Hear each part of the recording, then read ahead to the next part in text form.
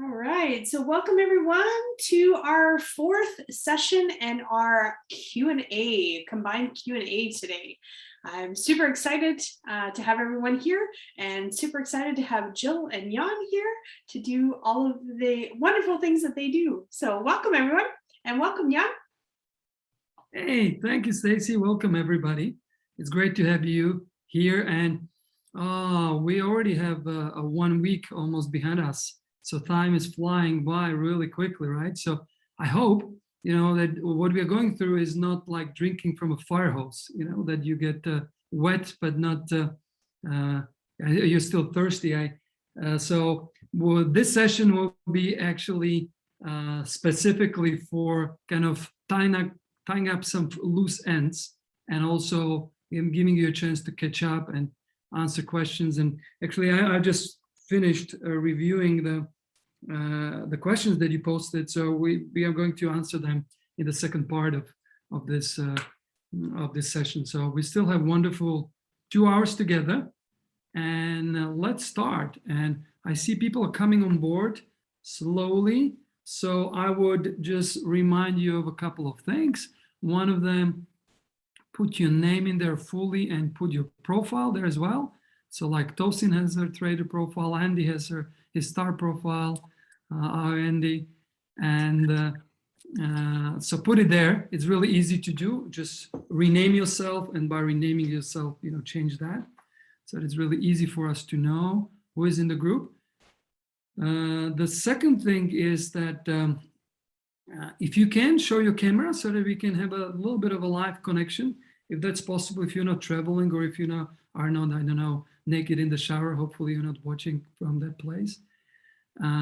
So make yourself be not just heard, but also seen. I think that makes big difference. And then finally, let's just see, how is it that you're all feeling after what we have done so far, because there's been a lot of stuff happening, and I know you've been processing it. So let me just see what we do here. I will cancel this, and I'll show you our first survey for today, our first Slido. So let's start with this question. You already know how it all works.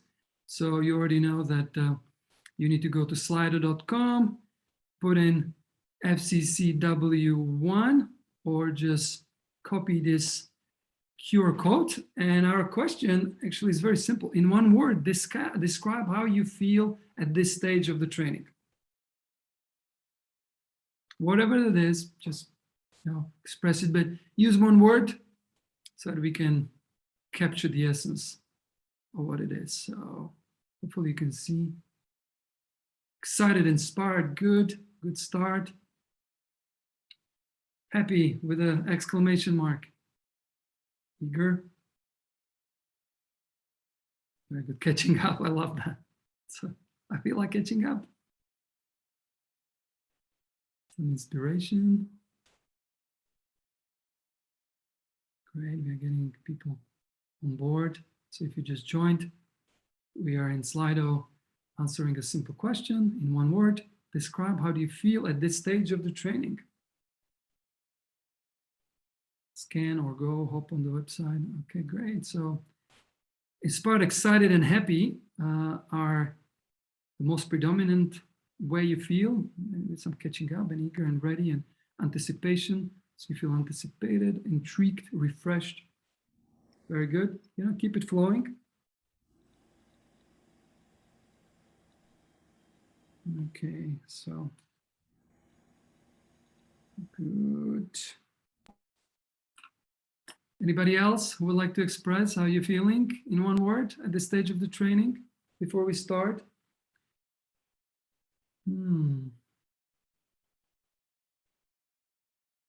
Good. I'm feeling good. It's so cool. And in capital letters, so somebody's shouting, good. That's what it means when you put things in capital letters in the world of writing online. It's like you are saying it really loud. Yeah, so we have that's great. I really appreciate that you're kind of putting it out here, and you can keep on adding it there as we go along.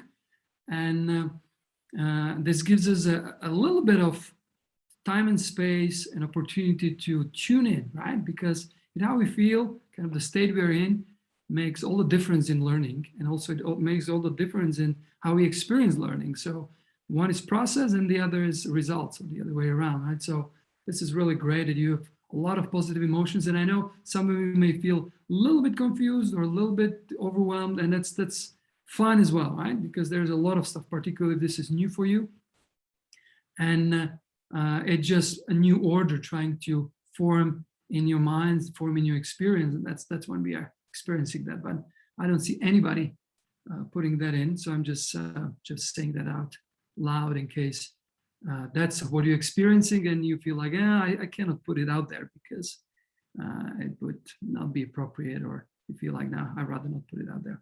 Okay, great. So wonderful. So this is where we start. We're starting our first session. Let's just do a little bit of screen share, which is nicer. We'll load. So this is our fourth session this first week, right? And we're going to do a couple of things. So the first one is we'll go into some of the terms and expressions and situations which are a little bit in the extended universe, right? So we will be talking about secondary profiles. I know a lot of you have questions about secondary profiles, or you feel like, okay, you would rather understand why are they present and why are they as they are and so forth. So we'll talk about this. And even if you don't have any questions about it, let me introduce you to the topic, because they are a really powerful tool that we can use in addition to the primary profile. Then the second topic where I'll delve a little bit of light is so you can get a little bit of a sense of what is the difference and how is the complementarity between well dynamics and talent dynamics profiles and the genius test that you have done online, and how they relate and what they mean, because it's kind of great to see it, especially if the results are not completely consistent, right? Because you will understand why that may be the case. And then finally, I will show you a few cases of different profile graphs, so you can understand how it might look like, even if you have the same profile. Like I will show you a couple of profiles that are the same, but their graph looks very different.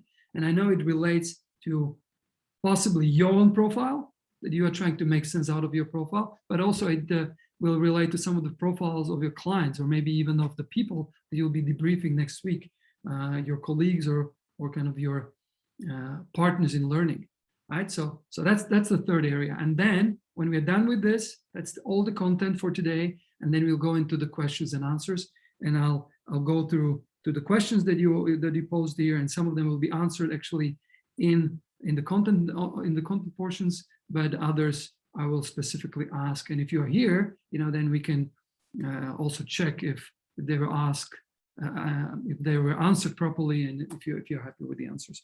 Okay, so that's our schedule for today. So hope it sounds great, and we go straight into that. I'll make sure that I see your faces here as well, because I love to see that as a star profile. And somebody asked me, how as a star profile I create value and leverage. I think it was Qatar, so I'm going to answer that. Now, before I go into this, I also saw this week's success and highlight that you put in, and it was just a couple of you who did that. So I would really encourage you at the end of the session, if you put what are you taking out of this week, and it's in the same sheet where you have posed the Q&A. It's the column in between. It's called this week's success/highlight. So fill that in. This may be a nice way how to crystallize what you've learned, what you've accomplished as a part of this week. And then we can move to the next week. So great. So let me start with a topic very popular in these circles, and that's the topic of secondary profiles and the genius test. So I start with the secondary profiles. What you might have noticed in the reports is that you not only have your primary profile, but also your secondary profiles listed. Sometimes they're listed with the kind of the same level of information that you have on your primary profile. So it gets really confusing. Am I one profile, or am I three profile, or am I a create a star mechanic or whatever? No, actually, the secondary profiles by definitions there's a generic rules, will be always the ones, the profiles adjacent to your profile. So in this case, as you see on the slide, you can see that for creator, the secondary profiles are always star and mechanic. For a supporter, always star and deal maker, and for accumulator, always trader and lord. So it's actually a rule of thumb. It's by definition, this is what we mean by this. We don't mean the profiles that reflect the most secondary energies that you have. We don't mean that they reflect like some other strengths that are showing based on your graph. They're actually very simply just determining the wings, the profiles adjacent from the other side. And this is how we define them, right? So if you think about some guidelines about how to think about your secondary profiles, they're the adjacent profiles, and they're sharing a dominant energy with you, right? So as a creator has a dominant energy of dynamo. You already know that. So the other profiles who share the dominant energy of dynamo are a mechanic and a star, right? So this is why they are adjacent, right? If it's something in a corner, like I go back, like an accumulator, like we've seen here, the secondary profiles are sharing on one side the dominant energy of steel, which is the lord, and on the other side, the dominant energy of tempo, which is the trader, right? Accumulator has both of them as their strong dominant energies, and therefore this is how it works. It's actually very simple, right? Where it becomes quite interesting is that these profiles are there not just for show, they are there as a way of supporting your primary profile, but not to substitute for it, right? So let me give you an example. If you are a creator profile, and I know many of you are here, then your secondary profiles, star and a supporter, a star and a mechanic, will tell you that, okay, at some point you can go into those profiles. So as a creator, you naturally create, but you will have no problems promoting your creations, or you will no problems improving on your creations, but you would not be doing it for someone else, right? So it'll be for your creation, so for your generic aspects, right? So this is how they're supporting it, but not substituting for it, right? So a creator would not go and promote someone else's products if they have not created them, or they would not be improving someone else's process if they have not created it. And this is really important, because you will notice that if you're trying to play your game in your primary profile, you find the most flow. If you go and venture out to the secondary profiles, you may be able to find some flow temporarily, but over time you'll be feeling like, first of all, you're really not in your most flow, and second, you feel like you're missing out on something really important, which is your primary profile. So this is really important to see. They are a support, but not substitute for what you're doing. Now, the second thing, which is equally important, is that your secondary profiles can provide you with some stabilizing and some regulation of flow. What I mean, if you imagine a plane, it has two wings, right? And it can use those two wings to lean against, depending on where it needs to go, or to stay stable. And this is how you can use the talents and the strengths inside of the secondary profiles to stabilize and regulate flow. So coming back to the same example, creators can regulate flow by going into the secondary profiles. Maybe if they've created a lot of things and now there is a little bit of promotion required. So you need to move the flow forward so that you can actually increase what you're doing, right? More creations would not keep you in flow, would probably get you stuck. So this way, promoting or improving will actually increase your flow, or it will slow things down so you can solidify a flow, right? This is why it is really important. The same for stars, right? The stars will not create anything in particular, but once they are connected to the audience, to the people that they serve, to the people that they speak, right? To the people that they promote to, and this is what stars do, they can find some creative adjustments to things so that they have a better fine-tuned proposition, or they can have a more customized product for their audience, right? But they will not to go and create products for anybody else, right? And in the same way, when things start flowing for them, they may go into more of a supporter function, like be more of a leader and be more of a enthusiast in that whole space, but they will do it for their audience and for their message, right? So this is what I mean by stabilizing and regulating the flow, but they will not try to kind of live there, right? If you think about each of the profiles as a language, it's like your primary profile is your mother tongue, is the language that you speak naturally most easiest to, right? The secondary profiles are like related tongues. You know, I speak Slovak, but I can also speak Czech because it's related. It's not necessarily, the same language, but it's similar, right? So it's easy for me to switch there, but I don't feel myself as solid. You know, I cannot write so well in Czech, or I cannot speak so well in Czech, right? But I would understand everything and I can read. So this is what I mean. Sometimes the languages are very different, you know, like Chinese, and I may not be willing or easily access to that language because it's so different, right? So this is how it nicely translates into something that you might be familiar with, right? So stabilizers and regulators of flow. And then finally, like for you as consultants, right? This is a really useful information to explore secondary profiles because they are indicators and confirmation of primary profiles, right? If you find the sides, you know that what's in the middle is the primary profile. So if anybody is doubtful about maybe two profiles next to each other, they're wondering, am I a star or a creator? Am I a star or a supporter? I'm not quite sure. You can go and explore which of the secondaries actually feels better to them. So if somebody is wondering, am I a star or a supporter, then you would go, are you more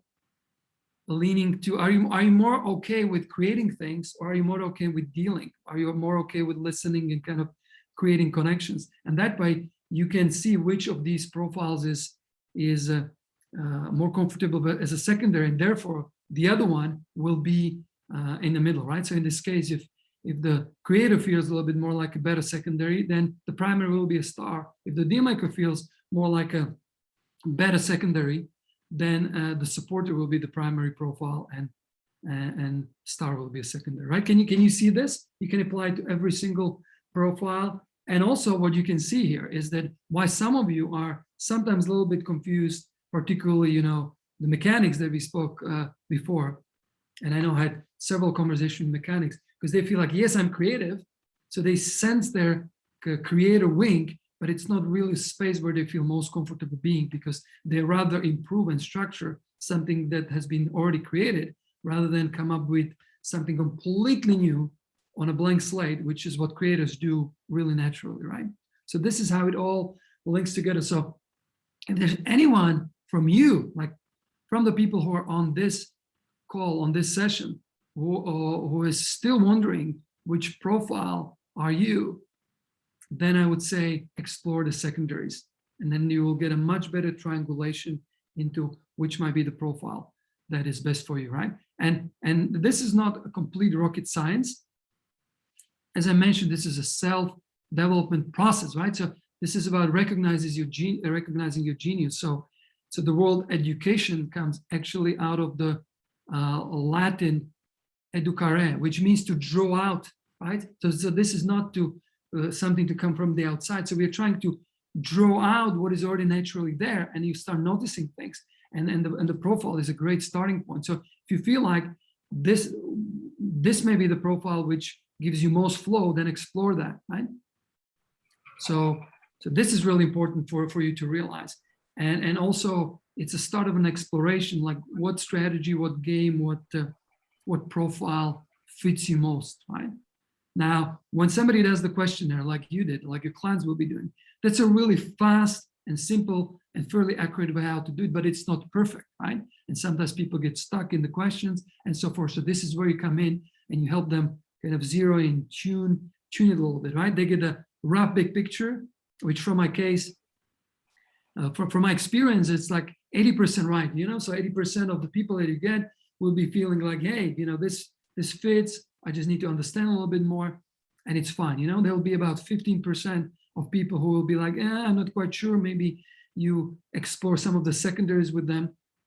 And there is a small portion, about 5%, that will be like, it doesn't fit at all. And you can go a little bit deeper, saying, you know, what did you like, what not, how were you thinking, where you were filling it in.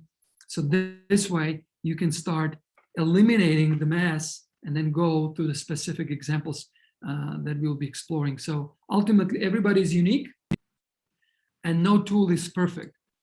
So have that in mind, and no tool and no method, no model is right? There's no accurate model, because, you know, the territory and the map are not the same. Otherwise, you would have as big map as the territory, right? So this is a map. So it shows you some aspects of the territory, but not everything. The more important question is not whether it's accurate. The more important question is whether it's useful, and where it is useful, and how it is useful. So, and we find it's quite useful. It's quite useful when people are looking for the flow. It's quite useful when people are looking for checking, you know, where they need to spend their time and what they need to develop. It's quite useful about looking how they can, what role they can play on a team, in a business. And also it's quite useful what not to do and what to delegate, right? So in this way, this is very, very useful. So, and the secondary profiles are just like a distinction that helps you to find a little bit more of this usefulness. Okay, so this makes sense in terms of, and I know some of you had this question about secondary profiles. I know who had this question about secondaries. Yeah, I think it was Tomasz, no, Tomasz, not. Let me just find it. Yeah, Tosin, you asked that question about secondaries, right? So hopefully this has answered the question already, right? Great. So, and for all of you who were wondering about this, you know, just make a note and start seeing what you can do to apply this, right? So this is about secondaries, right? Very simple, and at the same time very useful. Now, what I like to highlight is this slide that I showed you at the end of the last session, right? This slide is a good way of distinguishing some of the differences between the profiles, because you can see that the secondaries share certain aspects, and they are very good at kind of modeling it up, but also distinguishing it, right? So you can start seeing it, like for a supporter here, which is on this side, and I know we have quite a few supporters, you see that, you know, you would probably thrive most when there is a space of dialogue, listening and speaking to small groups, large groups, one-to-ones, and so forth. So that's what supporters would be normally doing. And if they verge out to the secondaries, they go on one hand to speak to larger groups, no problem. And to go down to speak one-on-one, no problem.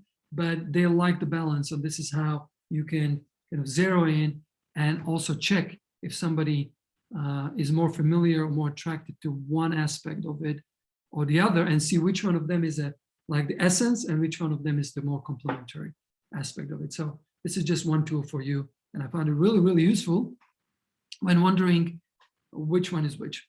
All right, so now let's go to the Genius test, right? And I know some of you have been wondering, how on earth does it all go together? And I know that Robin has asked the whole question about clarifying terminology. What is the difference between the Genius test and the Well Dynamics and Talent Dynamics test and so forth. So Genius test is a little bit like a teaser, if you think so. You know, I remember when Roger came up with it and says, we have this cool thing, you know, which we can provide to people just to engage them in this whole conversation about where your strength lie and so forth. So this is what the Genius test does. It's very short, simplified test. It is 5 questions, you know, 5, like the number of fingers on your hand, very little, right? So it just gets you an idea, right, into what are the frequencies or energies that you might have. It's an introduction, right? And it always gets you just one genius with some characteristics. So this is what it does. Very simple, right? So what happens is that when you are create a profile, then, you know, your Genius test has to give you a dynamo, nothing else, right? If you are some of the corner profiles, you may get one or the other. You know, Star may get either dynamo or blaze, or mechanic can get either dynamo or steel, right? So that's what it is, right? That's what it should do. It doesn't tell you anything additional to what you have in your profile. because the profile is much more detailed. It gives you not just the energy area, it gives you the whole profile, which is, double what you can get here. So that's how it relates. It's like a taster to the main meal. This is the taster, and the profile is the main meal. Wealth and talent dynamics profiles are the same in terms of what they provide. The only difference is that with the wealth dynamics profile, it's focused on entrepreneurs. So the report is adjusted to help you to be an entrepreneur in your flow.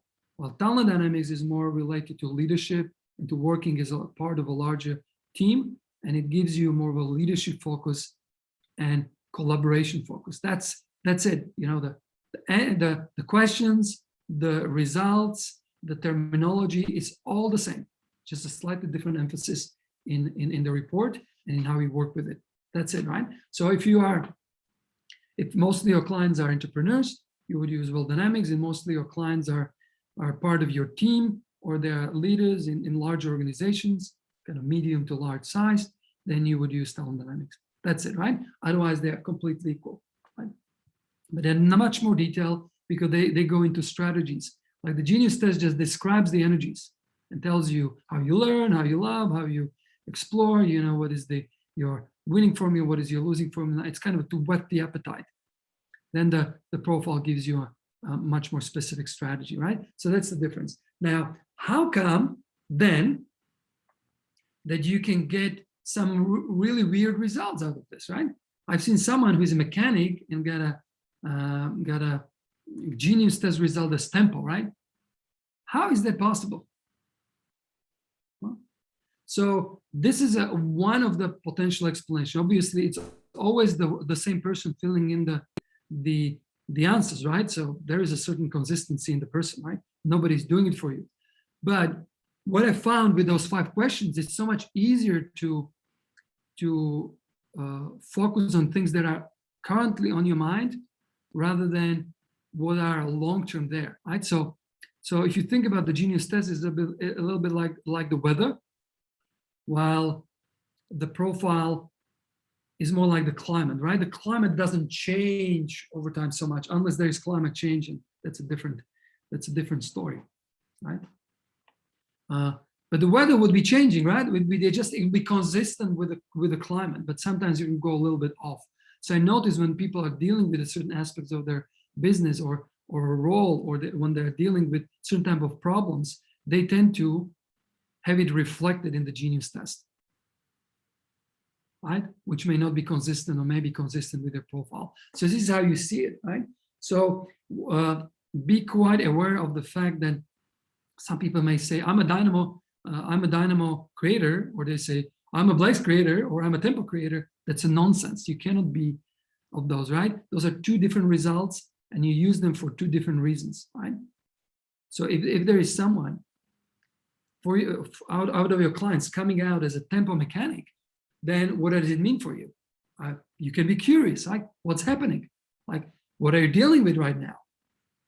Are you resonating with your mechanic profile? Where are you resonating with the profile, right? You can start exploring that. And then you say, so what is happening in your business or team or life right now that is bringing you down to tempo, right? So this is how you can start exploring it. And always have in mind, one is the climate, the profile is the climate. One be changing too much. The other is weather, and that can change quite a bit, right? So I know some of you have asked about this, so hopefully this is a good answer. And I know some of you haven't asked about it, but might have wondered. And this bring these 2 things kind of in a picture that makes it coherent and consistent, right? So this is what I want to say. There's not much else to add to here, right? What I would do, just check what it was for you, right? And see if there is consistency, or if the weather was kind of weird for you. And what you can do, you can redo the Genius Test, right? You can do it as many times as you like. And then what happens, it will show up on your Genius U profile, meaning the page, where you are represented on Genius U. And you'll have both. You'll have your genius there, and you will also have your profile. So that's what you can do, and this is how you can interpret it and not be kind of confused by this. So that's about this particularly fun topic, and there was a time, I remember, when Roger introduced it and I started working with this, and I would be getting so many different questions, like how come is this and my profile is that, and so forth, and how can it know what my talent is from 5 questions.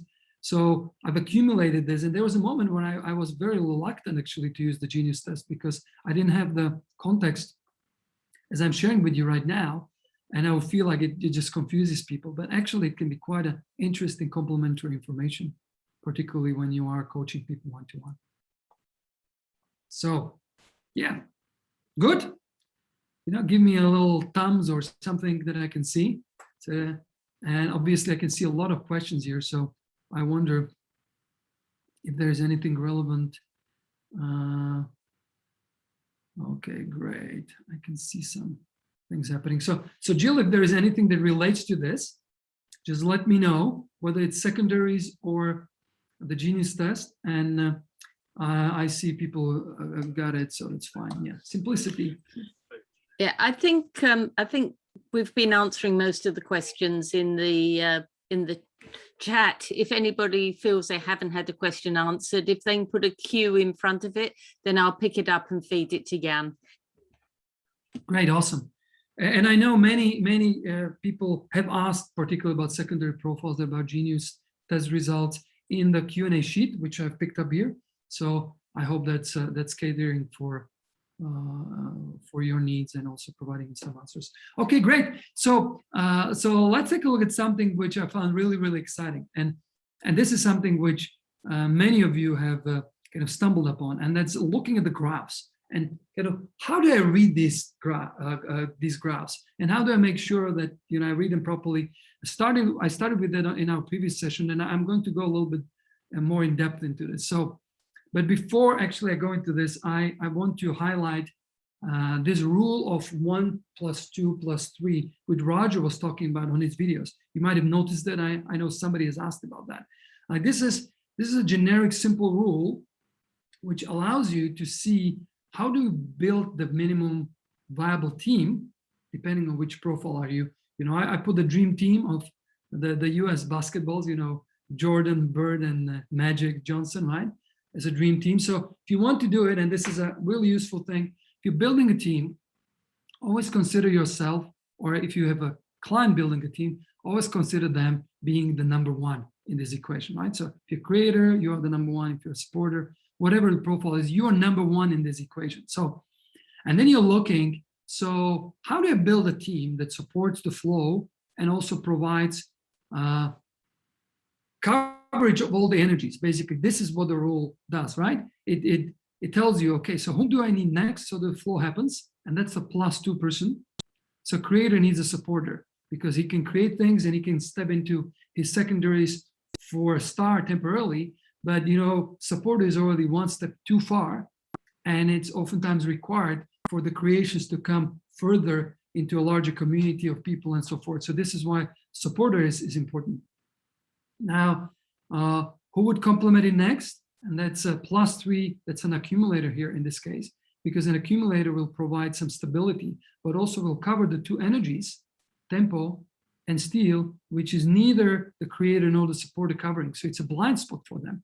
So it's an accumulator can provide some set of priorities or organization or execution management that none of those 2 provide. And this way you have a stable structure, right? And a stable structure meaning all energies are being covered, and they are covered in the sequence in which they need to be expressed, right? So now if we were doing it for any other profile, it's the same thing. I will use one more example here, because somebody asked about the difference between a supporter and trader. Where was that?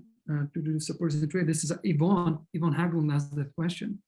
So if you look at a supporter, so supporter is energy is clearly like outward people-oriented energy. So they're good at meeting new people, at building trust with new people. They're good at motivating people. It's a lot of fun and variety, right, Yvonne? And oftentimes what happens is when they meet too many people and when they created too many connections, when they have a too big team, they have problems managing it. They forgot about the people that they met yesterday, they move to another person, right? So this is where a trader can provide a really great complementarity. And notice trader is +2 from supporter. Because traders are relationship oriented, but they're much more stable. They are not going out to look out for too many new relationships. What they're looking out is for taking care of the existing relationships they have, right? So this way, supporter provides these new relationships. They don't need to go out there and network and build, but they can take care of them. They may give them the long-term care and attention that they need, and also do a little bit of troubleshooting, right? Things go wrong, people are unclear. See, this is what a supporter cannot do.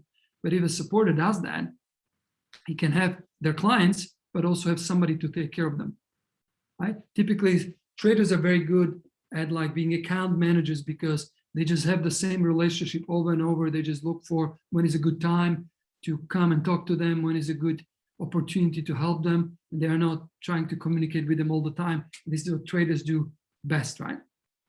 Now, what happens in this combination is there's a lot of fun, there's a lot of care, but sometimes things are being done inefficiently or through an improvised fashion. And this is what a mechanic provides. So this is +3 from the trader, and that's a mechanic profile. So mechanic can provide some structure, some repeatability, and some improvement in approach and in care about this client. So this is how this profile actually gives you a great third leg, right?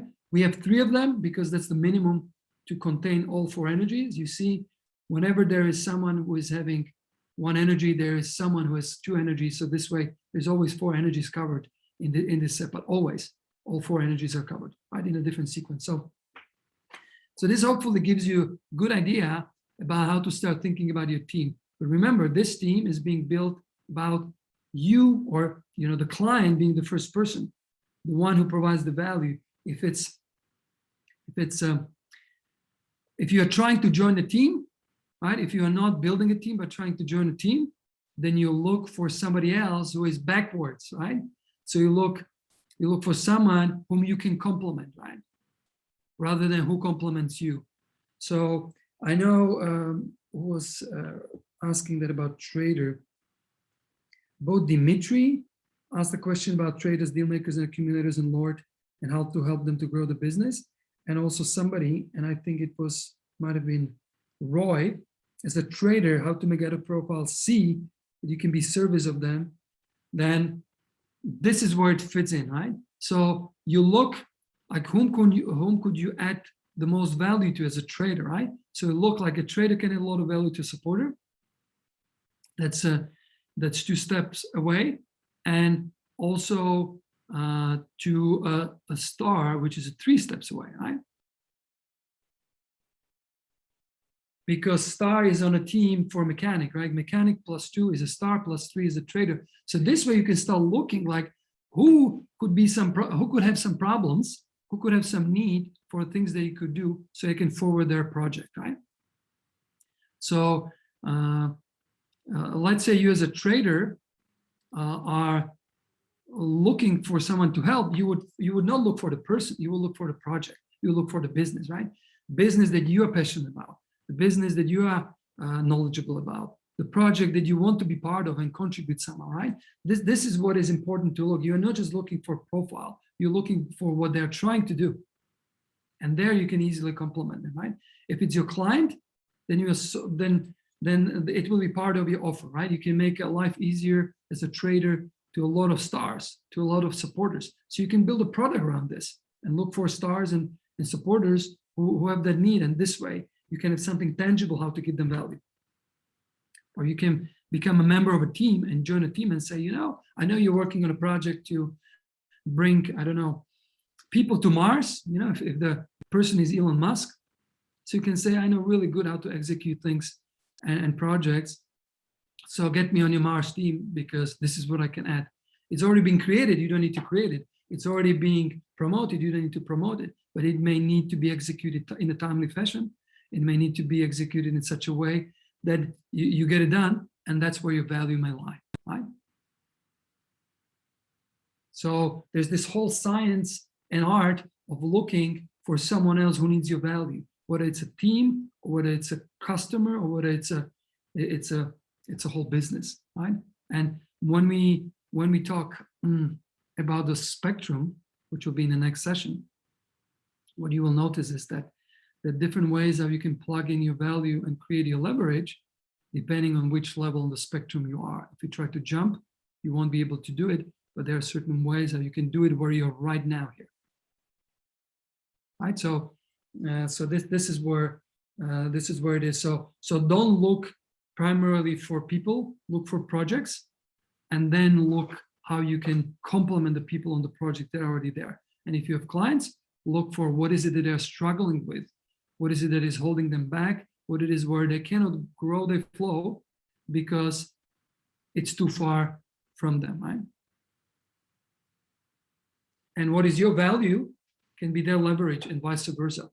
So, the value of someone having created something can be your leverage because you can leverage your network or your team or your relationships or your capabilities, right?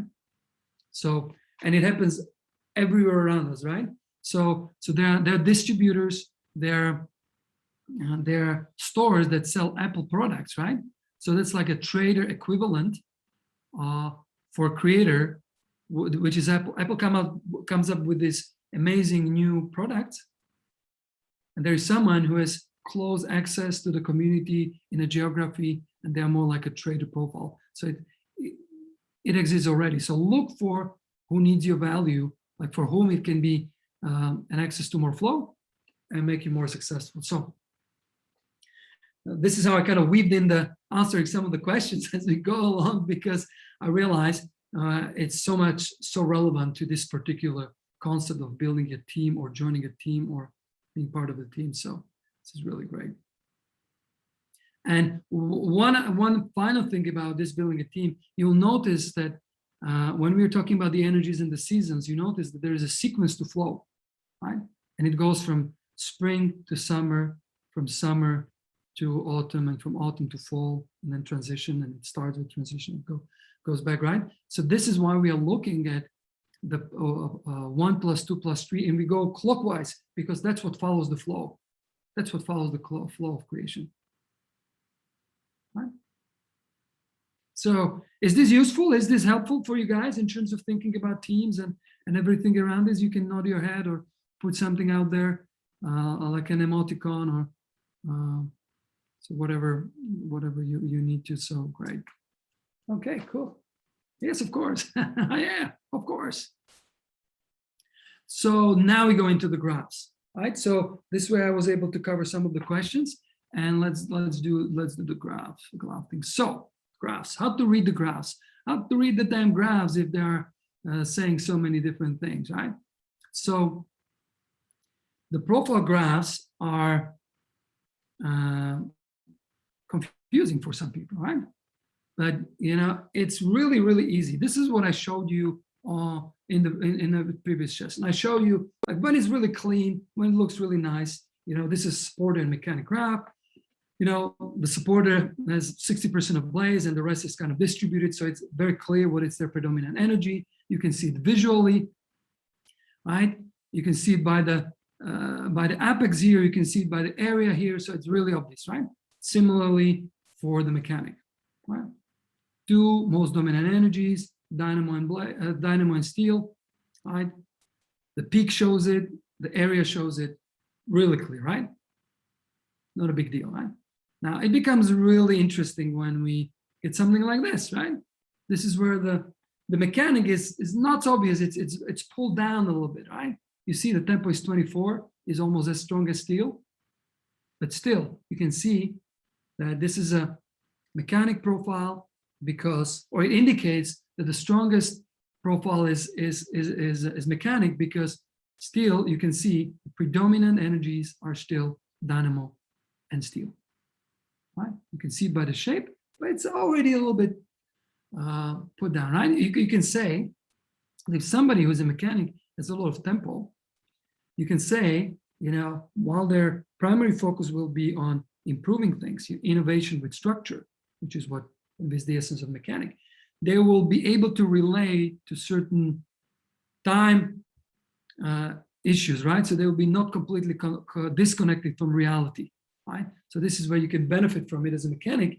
If you have a little bit of grounding, that there will be some situation, some projects, some role where you'll be able to tune into the tempo energy and not be a completely kind of a foreign language speaking person to that, right? So this is how I would interpret it, right? That you can, it's like an extra language that you speak, which allows you to collaborate and understand some of the other work, which is not related to where your strengths lie, right?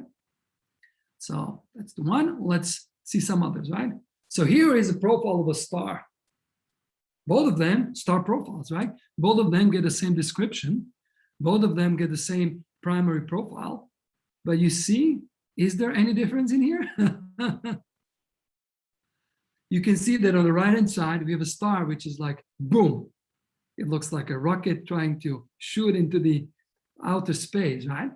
48% dynamo, 36% blaze. Basically, it has what the 84% of all energy, right? In just these two energies. So there's a really strong in those energies. And still, their strategy is best to play the star game, being out there, promote, build a strong brand, and so forth, right? Tempo is basically marginal and steel is marginal. Now, if you look on the left-hand side, this is still a star profile. Still probably the best way how they can use their talent is to play the star game. But you can see dynamo 28, blaze 32. So relatively, these are stronger than the other, right? Kind of 40 to 50%, right? Stronger, right? But it's still tempo and steel are still stronger. So this is when you see this, you can say, yes, you have the other energy stronger. But if you were to ask yourself a question, and this is an important question for all of you, just to test profiles, is that if you could delegate anything, right, to trustworthy and capable people, what would you want to keep for yourself? It won't be watching television, right? So this is what you can start honing, and the profile answers you this question, right? The profile answers you that, this is the stuff that you don't want to delegate, not because you can or you have no one to, or there's no one capable, but because you want to keep it for yourself. That's the essence of your value. Delegation is not about delegating everything. Delegation is about making sure that you are doing the most priority things and then someone else can cover the rest, right? So this is what it says. Yeah. So, and I know many people who are this type of square profiles, and this is not a completely extreme, not a completely square profile, but they can say, I can relate to whatever else is being done around the square. I can relate to all of those energies, which is slightly, relatively more. It's with this. So it's like, I can listen to a lot of radio stations, but if I tune into this one, this is where I get the most of the music that I can dance on and dance for, right? So this is what it means here. So some other examples. What about this one? So this is a supported profile, which is a strong dynamo, strong blaze, and strong tempo. So why on earth is this a supporter? Because a supporter is the energy that connects the two, and therefore, you want to spend not much time to both of the extreme, but you have the freedom to do it through a secondary profile, right? This is what it does. It's pretty interesting, right? And you see there is a zero steel in this. But you also notice that the largest energy is in this place, in this kind of segment of supporter, and in this one. But you don't need to understand how it's calculated. You don't need to understand the logic. You just see it, right? Can relate to all of these three energies. Blaze is still the strongest. So therefore, where do you put the most attention is to put it in the middle, because that way you can make the best out of your most dominant energy, but also that way you can be close to both of the wings and therefore make the best use of those as well, right? And you will notice that it always, don't take the profile out of context. Always put it into the context of what you're doing, what you're trying to accomplish, and what the person is doing and what role they play in the team. Because When somebody's working in an imbalanced team, what happens, we tend to go more into our secondaries because we need to complement some blanks. Also, when you have like a team of a creator and a star, the creator will be much more pulled towards mechanic, while star will be much more pulled to the supporter, because the creator is there and the star is there, so they don't need to cover that space that's already being covered, right? So this is what you may notice as well. Also, if you have two creators or two mechanics working on the same team, one of them will be more drawn to cover the creator and one of them will be more drawn to covering the Lord space, because it will spread their energies better, right? So just be careful about this when you view it from the context of the team rather than from the context of the work rather than just in isolation, right? It doesn't mean anything in isolation, right? So you see the same thing here. This is a Lord profile, and even though Lord profile who has a steel energy of 28 and has more tempo, right, than steel, but still the dynamo is so strong. So this way, being in the middle, it's much better use of the energies than just going straight into accumulator, because if it was an accumulator, what would happen? The dynamo would kind of pull them out of the profile, right? So this is how it all relates. And I'm sure soon enough, maybe you've already seen, but soon enough, you'll start seeing the examples of this and you'll be quite happy that we have covered it. So good. So I think we have some more interesting examples. This is what I call a square profile example, and you may see it on an occasion. So this one has 28 dynamo, 24 blaze, and 2020. So this would be a creative profile probably. All right. So you can see it's a very square one. The same what I mentioned about the star profile example, tested not as a way of what is the right way, but what is the path of least resistance for the person. So I would explore everything here and say, okay, so while you are strong everywhere else, there is a slight larger strength here. So you can play the game of that profile while using all the other strength of energy as a language to connect with others, or as a language to understand the problem for multiple experiences, right? So just a technical aspect to this, guys. If you get someone who is really like a square profile, you cannot get it equally square, because we have 100%, which we are trying to divide by 4, and that would be 25, right? Which we cannot do here because we have 25 questions and each one of them has 4% weight. So the square, the maximum square we can get it would be 28, 24, 24, 24, right? So there's always something small which shows it. It doesn't make it accurate. You may find someone that, has 24%, support blaze, and then so 28% blaze and everything 24. So it indicates, but I would always test, right? But you never can get a perfectly square profile out of this, which is by design, right? And in this case, I would just really explore, first of all, the history of the person, right? So I would explore, okay, so do you feel like you're square because your experience is so varied over the last 25 years that you have done this, you've done that, you've done this. So then might have a little bit skewed the answers, right? So it's more based on experience and skill rather than on the talent. Right? So this is what I would explore. Sometimes it's a result of that. Other times is that person is really feeling like they need to be good at everything, right? So they have skewed it by themselves, right? So I would test this as well with them. And then there is a rare situation where somebody is so balanced, like kind of the Dalai Lamas of this world, that they are so much in the middle, so much water energy. I've not met that many of them. Then they feel like, okay, I can be in flow doing everything. Me and my friend Jesus and my friend Buddha, we are good at everything, right? I would still say, that's great that you can do anything, but what would you like to focus on? Because to be part of a team, you need to have a position. To be part of a business, you need to have an angle, right? So that way, it's so much more of a like, what would you choose out of everything, right? So don't resist anybody, just guide them to the path of the least resistance.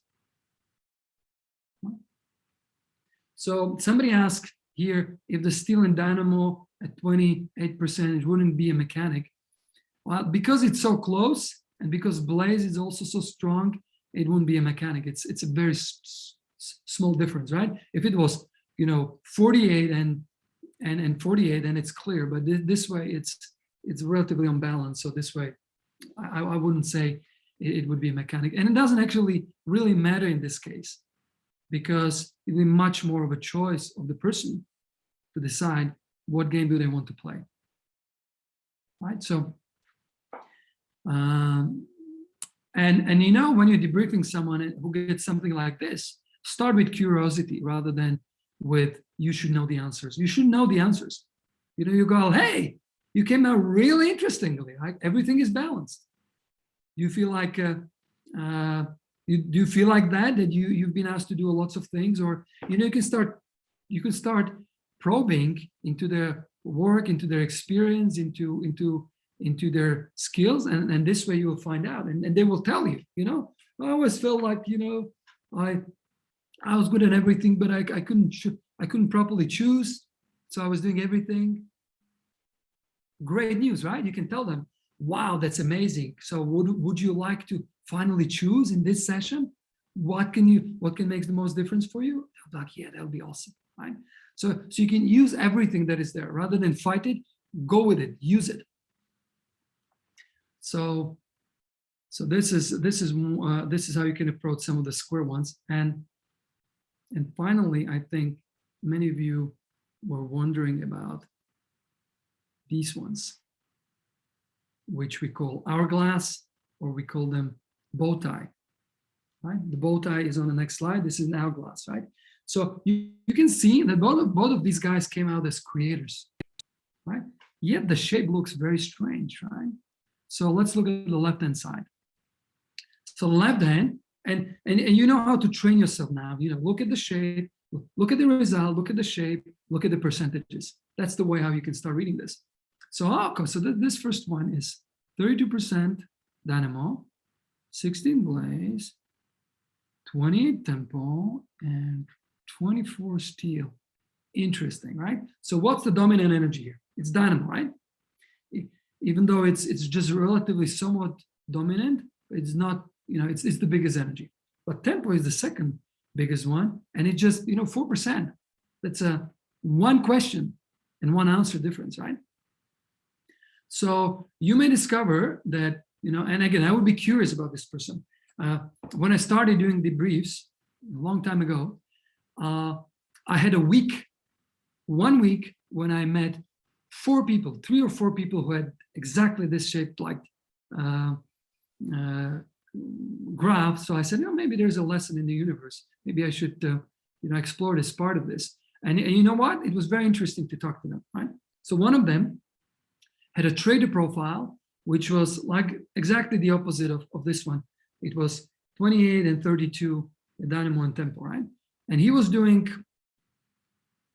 so I asked, context is always decisive. So I asked him, so first of all, does it resonate with you? And so forth. He says, it resonates with me. I have this business where I'm actually trading properties, real estate, right?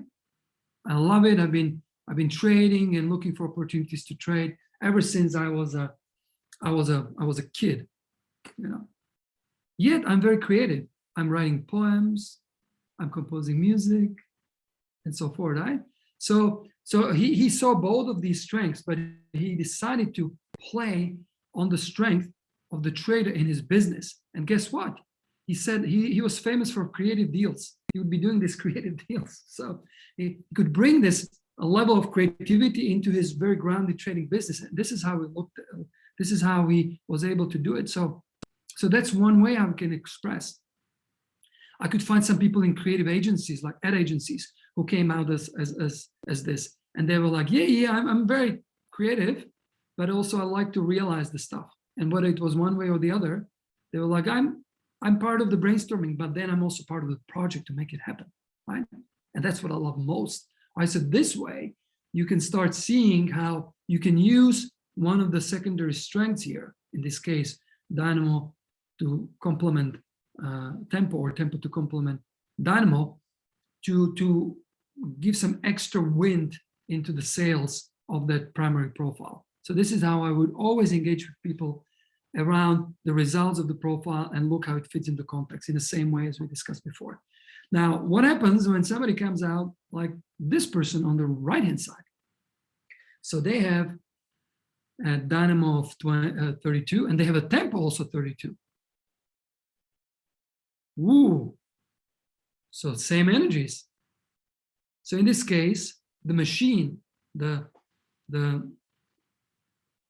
system that assigns profiles, it needs to do something. So in this case, it chooses creator because it's the first profile on the list.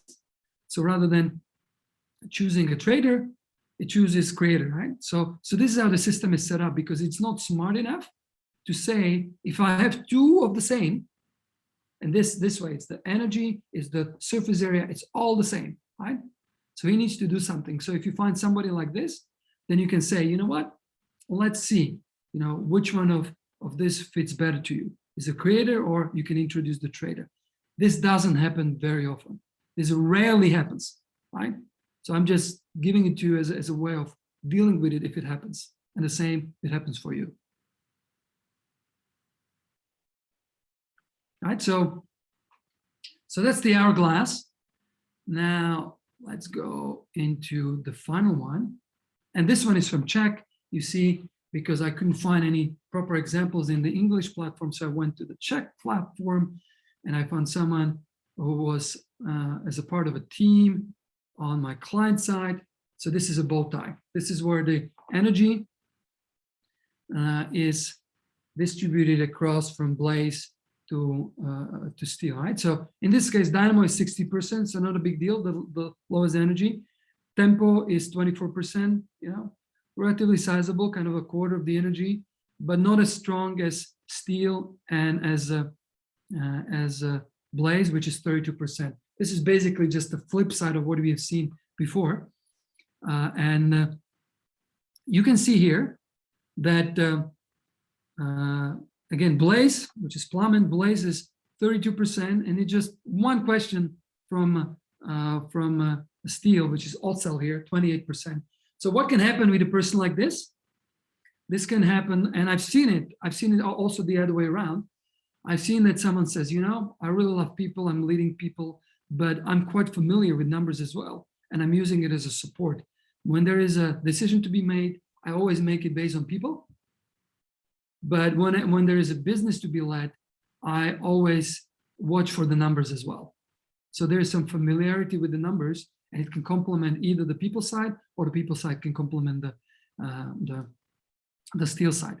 So in a large, actually it was a medium-sized engineering company, they were building wagons, for trains and doors and all sorts of things for trains. There was the CEO who had the reversed one, and so the 32% of steel and 28%, and it was like, yeah, I love working with people, and I love working, with a team, but I always give them a clear direction to the numbers, right? So he was complimenting this. When I asked him, if you're such a great leader, how do you make decisions? And he says, I always make decisions with numbers, but I look at the ramifications on people. Right, so this is what can happen, and this way the client can find their flow in one area, but he can complement, or she can complement it from the other area. So this is how it works in the specific cases, and it's for you to start looking like what would be the best way for him to get into flow, and also is this position a good one for him to be in flow, or there needs to be something adjusted or something delegated or something changed for him to be effective. And also you may notice that as businesses goes through different phases, leadership styles become obsolete as the business evolves. At the beginning you need to be able to give a lot of innovative initiative energy, which is why dynamo profiles, particularly creators, are great at the beginnings of business when there is a lot of uncertainty. And as the business evolves, the different profiles are much more suitable to step into the leadership position because that's what the business needs. Right? So that's a little bit of a additional layer of interpretation to this. Okay, so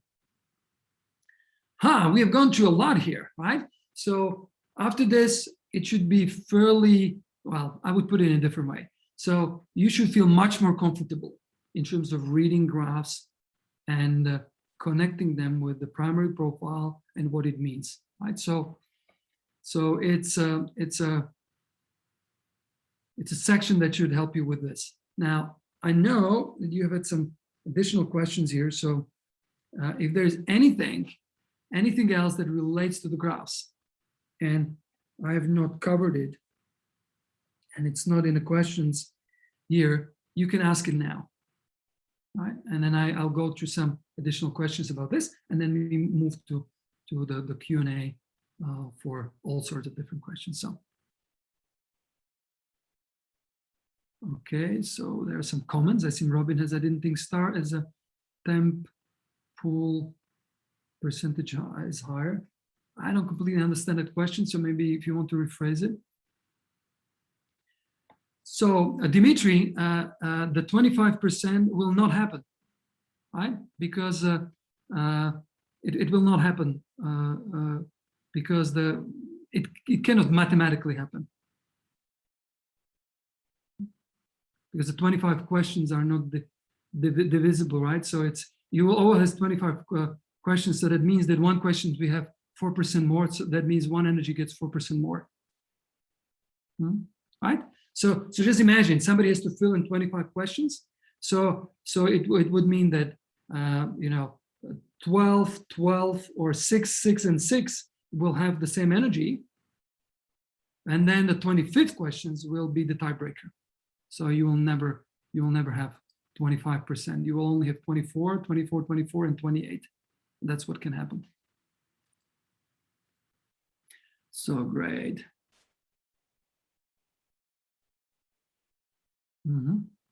Okay. So what is the profile primary supporter? What would both secondaries be? Okay.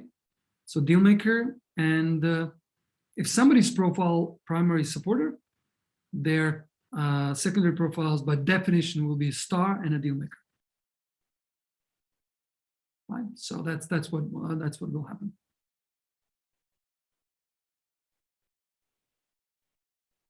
Okay, so here's a great question, and I think somebody else asked it, whether the profiles change and whether it changes depending on the stage of life, right? So our profile is a little bit like climate, right? So what happens is it tends to stay fairly stable.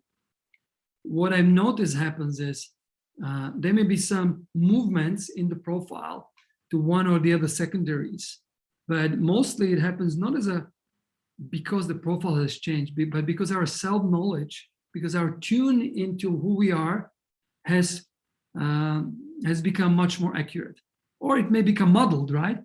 So that's the way as well. But kind of our essence has not changed, but our visibility of that essence has changed or shifted.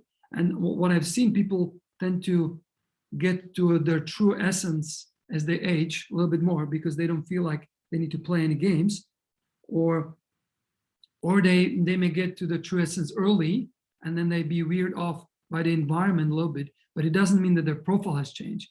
It means that their awareness of where the greatest strength lies have changed. So that would be my answer to this. But at the same time, if you feel like something has shifted, then be curious about what has shifted. Now, finally, you understand better how you get into flow, or you found a way how to be even more in flow. So then it's a good way, right? Then you have zeroed into the flow. Or are you being pulled by your responsibilities and roles, or by what the business wants from you? Because that way, the secondaries will only let you this far. It's a little bit like if somebody does splits. If you imagine Jean-Claude Van Damme, doing some splits, he can do really good splits, but he can only reach to one or the other side of his legs. And when there's a requirement to go beyond, he cannot do it, right? So that's That's the analogy for the business require. Let's say you're a star profile. So you're good at start of the business, then you can grow the business, and then you can be a great leader of the business. But when it becomes time for partnerships, that's when you start struggling. That's when you start noticing opportunities being missed. That's when you start, because it will be out of your profile, right? So this is how it relates to the stages. And this is why many businesses are hiring people for specific stages of the business. I see there's some additional questions. Okay.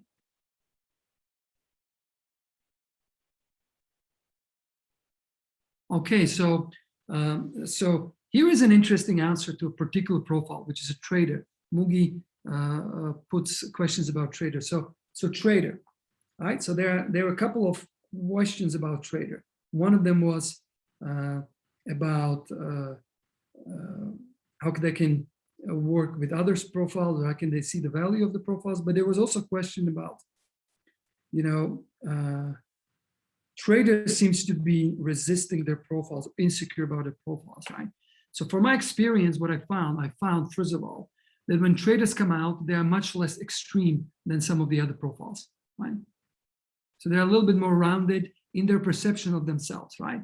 So that's the first thing. The second thing is, many times when people hear the trader, they're like, I never trade anything. I don't want any export-import business, right?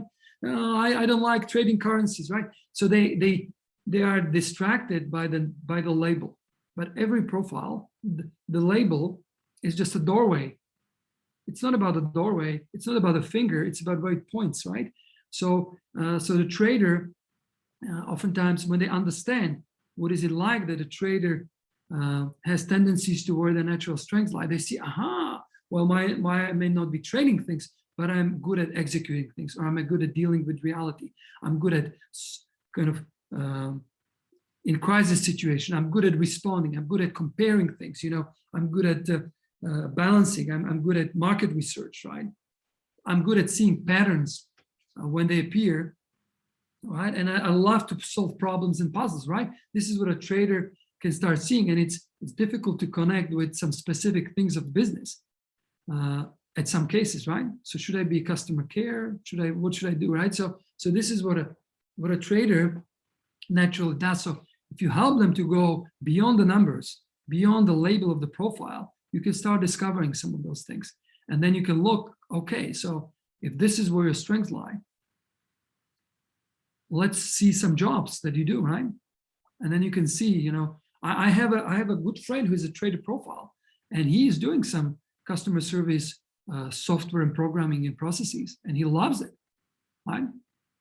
And then the programming is a way to be closer to something, is a way to keep an eye on something like a trader board without the content to have to be the same, right?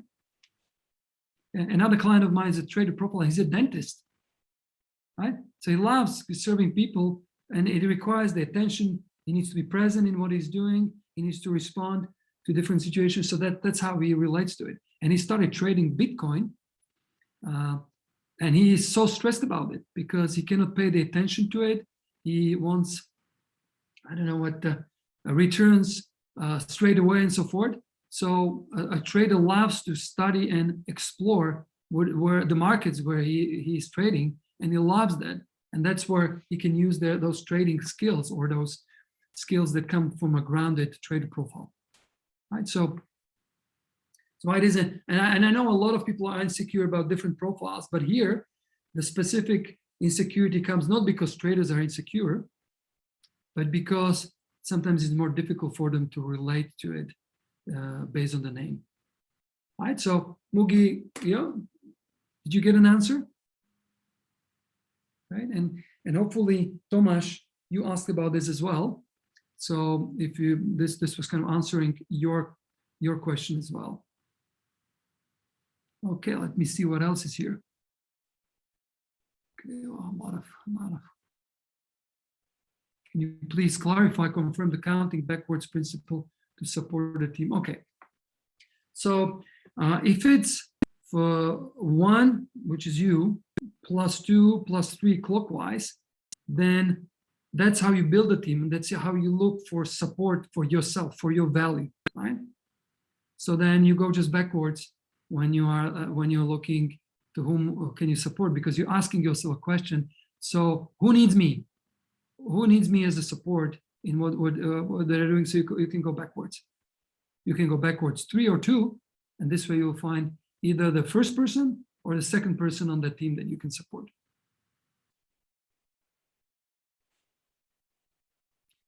Okay, as there are some comments are good with startups. Okay. Is it possible to switch to a slide in English again as a support visual? Okay, I don't know, Qatar, which one do you have in mind? Well, we can go one backwards, and this way it will be all in English. It'll be really easy. Okay. Great. Yeah. Okay, great. All right, so I think we are getting. So mechanic can be with tempo energy. No, you will not have a mechanic with a dominant tempo energy, because it wouldn't be a mechanic, right? So it can have a complementary energy like we show in some of the previous cases, but the fulcrum for mechanic will be to have a head in the clouds, which is dynamo energy, and to have a clarity about approach, the structure to approach things, which is the introverted steel energy. Okay, great. Okay, now I know. So let's go to some of the questions, and I will just tick off what I've already done here. I've done this. I've done the secondaries. We have done this. Okay, great. So what I wanted to say is that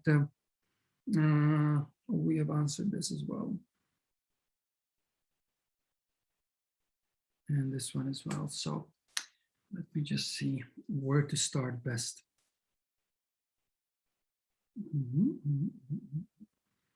Now, somebody asked here, if you have a problem with obtaining the result, clarification is rather in a close Facebook Genius group of consultants, or should we have an experienced mentor selected for such consultations? Okay, that's Tomas. You have several questions here. I mean, part of it is that with what you learn here, you can easily apply to those situations. If you have a client and you're going to do a lot of the next week, if you have a client that you will need to deal with, then you will have some time to prepare, because they will do their profile before the session. So you can see, aha, it's someone like this. So you can do your best guess, and that's preparation, and maybe consult with someone within the training. And then, and you'll have some space for that before we do the debriefs. Now, once you become a flow consultant, you will have access to all the resources. So you can always consult with someone else if you have a problematic situation, but by the time you already have much more experience. That's why we're doing the live debrief.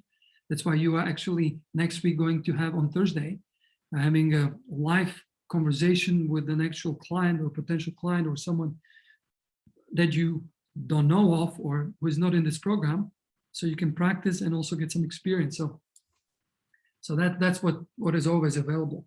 And it's great that you are not left alone now, and you will not be left alone later on, right? So this is how it happens. So that's a really easy thing to do. Now, somebody asked about the energies. Somebody asked that the question that we have actually followed the energies around, and they were organized in a not in a square, but in a circle, in a pentagram. So I'll open up that presentation. I will show it what we mean by this. Where was it? It was, I think, here. You see, I go to the slides, to which you do have access as well. And I wanted to just highlight something really, really interesting. And that is, once I get it on, I will show it to you. Hopefully you can see now. Come on. So you will notice that the pentagram is organized in such a way. Here it is. It's organized in such a way that there's a circle, but there is also like this star inside of this. So Jim Jim Hall was asking, so for the 5 frequency, is there a reason why it's laid out in a star formation with the dotted lines between frequencies? Yes, and it shows 2 types of relationships, right? Remember, this is a study of flow, right? So how do these frequencies complement each other in flow? And that is what this circle shows, you know? Spirit is like water. Water feeds wood. Wood, and then allows fire. You know, you can burn the wood to fire. And when the wood burns in by the fire, it settles as earth, and then you can mine the earth. You can mine the earth for metal, right? And then metal can either conduct or liquefy into water, right? So you have this cycle that is actually a reinforcing cycle or a supportive cycle where one energy supports the other, so the flow happens. Now, what happens in nature if everything was just flowing, growing indefinitely? We would end up with a lot of mess, right? Things don't grow indefinitely, and they're controlled. So whenever there is a reinforcing cycle, there is also a balancing cycle or a controlling cycle. And this is what the star inside with the dotted lines show. It shows that for things to grow in a balanced way, there needs to be a little bit of control here. So you can see the elements, and this is the easiest way how you can remember it. The elements will reinforce each other like water does to wood, but they also will control each other. So metal controls wood, which is what this dotted line shows, right? It's like an axe which controls, which can chop off a piece of a tree. This is how metal controls wood, so it doesn't grow out of proportion, right? But it also stops it from growing. So you can apply it in a different way. But metal controls wood. You know, wood controls earth. This is the other one, right? So how do we see it in nature? Like wood, like the roots of a tree controls the earth in which it is, right? It holds it and so forth. So that's how you can remember it. So in a way, what you want to accomplish always controls the timing of it. Can you see when and where is the timing? So what you want to accomplish controls the timing, but what you want to accomplish is controlled by the method and by how you want to accomplish it, right? Can you see how it relates to this? Now, earth controls water, like the riverbed is out of earth, right? So what it does, it directs, earth directs water, and it can control how much it can flow through. So this is like the timing and placement of things will control the intention that you have, right? So that's how it controls in reality. Now water, so that's this line. Water controls fire, you know. It's probably one of the most obvious connections. So, you know, you can control how much fire you get by how much water you put in, right? If you put too much, you will completely extinguish it. But if you put just the right amount, you can distinguish, you can kind of control the fire. You know what happens when you're meeting with a lot of people? Have you ever been to a meeting when people met and they were just chatting and having a great time? And then at one point somebody said, "Why did we meet?" And everybody, yeah, of course, we wanted to agree on a budget. Or yeah, we wanted to come up with a plan for this. So immediately the question why, the spirit has controlled the fire of people just going all sorts of directions. So this is how I control. And then fire controls metal, right? Fire can melt metal. So, or a teenager can melt the rules that you have put up for them, right? So if you have a teenager, if you have a small kid, then you give the rules to them, you know, don't do this, right? It controls it, right? That's the wood, that's the steel controlling the wood, right? Small kids. But once the kids grow up, they become teenagers, it's no longer this energy, it's blaze energy. And they could, if you put some rules on them, they're like, yeah, no problem. But if you bring in consequences, then it's a very different story, right? So fire will control the how, the steel energy, the metal, right? So this is how it all relates. It's a little bit for a longer conversation, but I thought it might be useful for you guys to see. And particularly when we are doing the performance consultant training, in the performance consultant training, we are working a lot with the groups, with kind of collective flow rather than individual flow. And that's when we are working with this quite a bit, because it's a very powerful tool to create flow in teams and to also unblock some blocks that may be in collaboration. So you're excited about this? You know, there are ways and platforms to learn. So great. So any other questions? Let's see. By the way, Christian, you know, Christian is asking a question if the profiles are available in German. I know if you are here, Christian, I don't know if I can see you, but somebody I think in the community is working on the German translation, so Stacy can hook you up with them. You don't need to translate it for yourself. You even don't have the permission to do it, but this other person in Germany can do that, or you can team up with them, and I think it would be a great way how to hook up with somebody who has the language. So we have somebody working on the profiles in German, in French, in Spanish.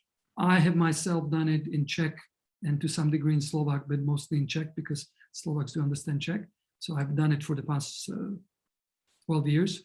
So that's available. So this is how you can see how you can use it. And if you don't find anybody, actually there's Tamami in Japanese, and we have quite a few other languages, then maybe it's a challenge for you. Maybe that's the quest for you, to take it on to your language and become a partner and translate things. So this is how it works.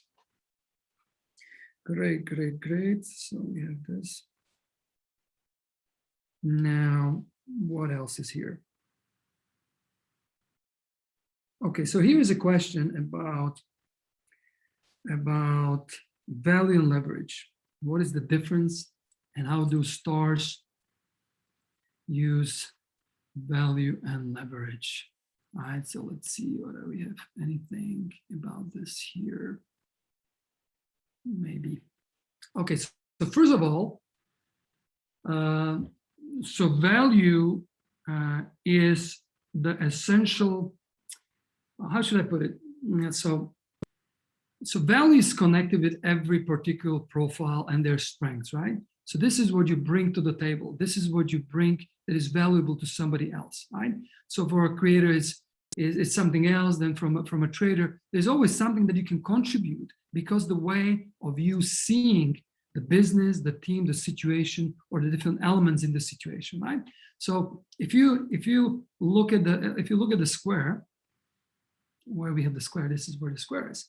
If you look at the square, you can imagine that it's like a room, right? So imagine that the square is like a room, and there is something really valuable put in the middle of the room. Now, depending on where you stand on that square, you will see the things from a different angle. And it may be that you may see it from a completely different angle, and that something, particularly if that shape is irregular, that what you see from your side, somebody else is not seeing. And that's the value that you bring, right? It's still there, but other people are not seeing it. And that's where you bring value. Now, remember, value is what makes things to start flow. Without value, there is no flow. There's nothing is happening, actually. You just have a puddle or you have a desert, right?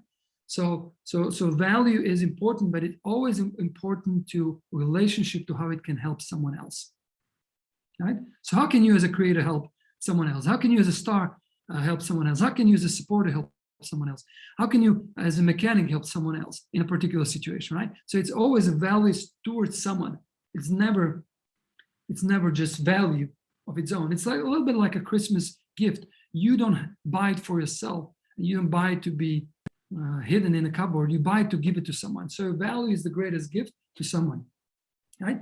Now, how does leverage relate to this? So leverage relates to this.